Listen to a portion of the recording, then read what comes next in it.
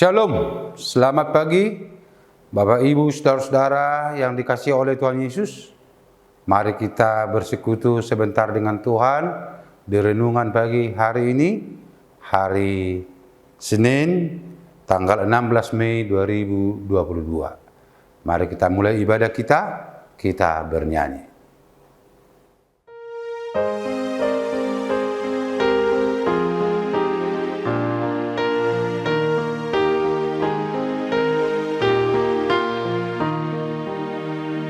Ku patuduhon dihamu si pasi denganmu na sude geduk ni rohamu si pau baonmu na ai nang ias maton dimu dinalau sudah boamu.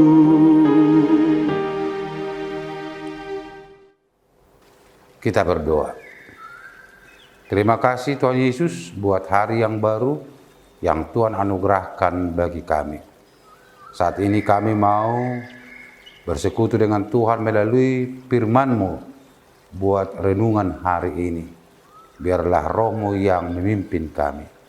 Dalam Kristus Yesus kami berdoa. Amin.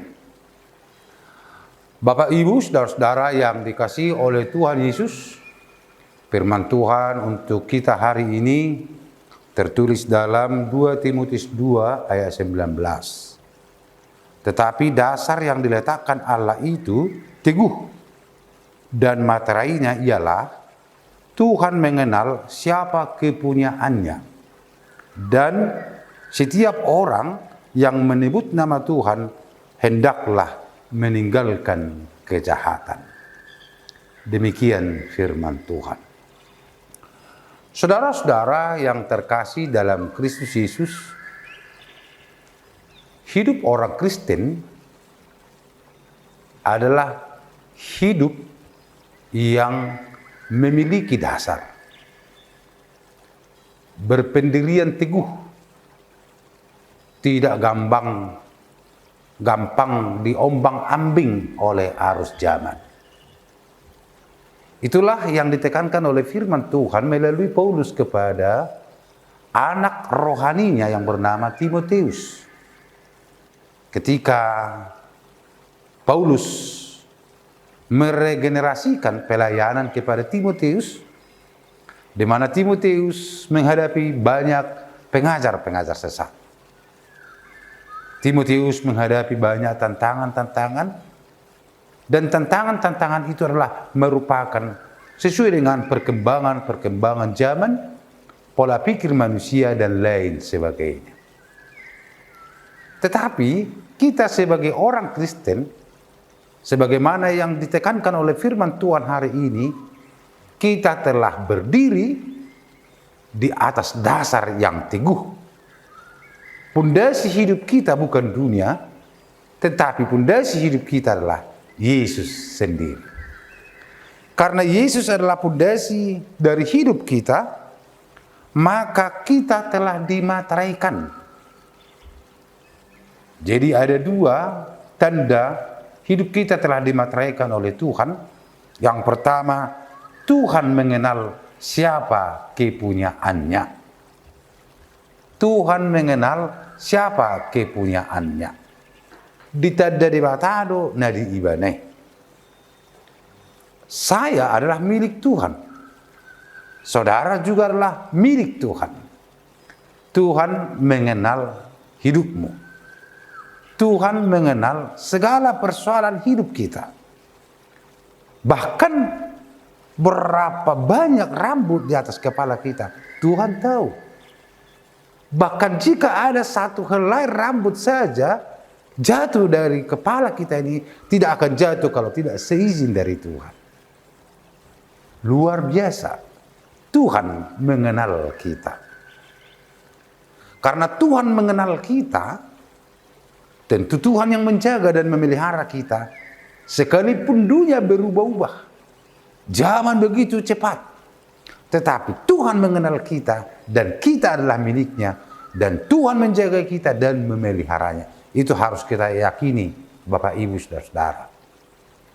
Materai yang kedua adalah setiap orang yang menyebut nama Tuhan hendaklah meninggalkan kejahatan. Setiap orang yang mengenal Tuhan hendaklah meninggalkan kejahatan.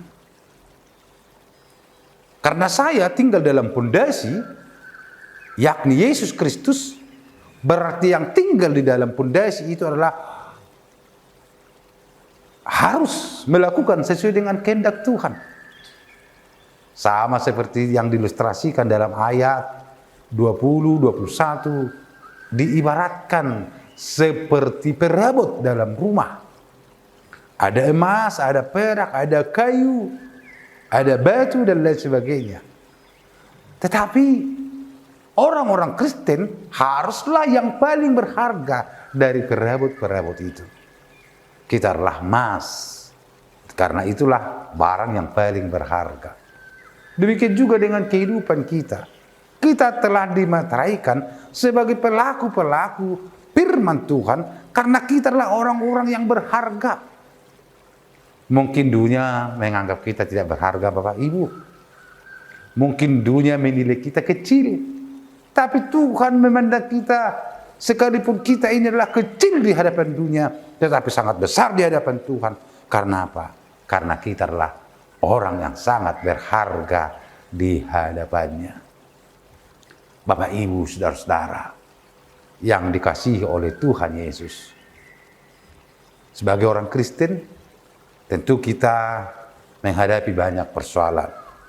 Dan itu wajar sebagaimana selama kita hidup, kita menghadapi persoalan itu. Itu tidak bisa dipungkiri, Bapak Ibu. Tetapi karena materai sudah ditetapkan dalam diri kita, maka Tuhan mengenal kita, Tuhan memiliki kita, dan tetaplah melakukan yang terbaik bagi Tuhan. Karena kita adalah miliknya yang ditempatkan di tengah-tengah dunia ini. Untuk itu, Bapak Ibu Saudara-saudara, syukurilah hidup yang diberikan Tuhan bagi kita pada saat ini. Untuk apa kita hidup? Untuk siapa kita hidup? Tentu kita hidup karena Tuhan, dan kita hidup juga adalah untuk Tuhan sendiri.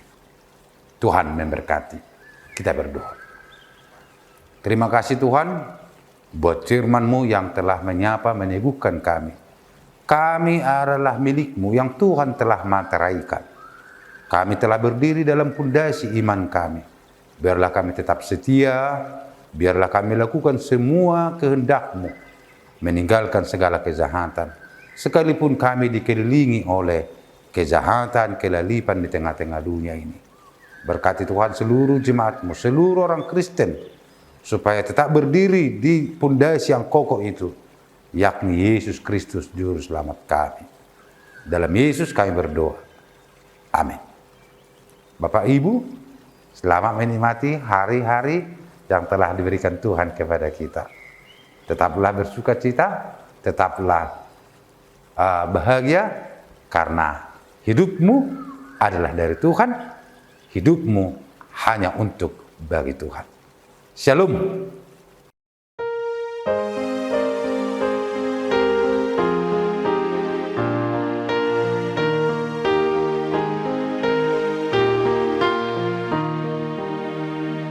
Dan kutunjukkan padamu yang harus kau hindarkan, semua kecuranganmu yang harus kau tanggalkan. Hendaklah suci hatimu dikala tiba ajal.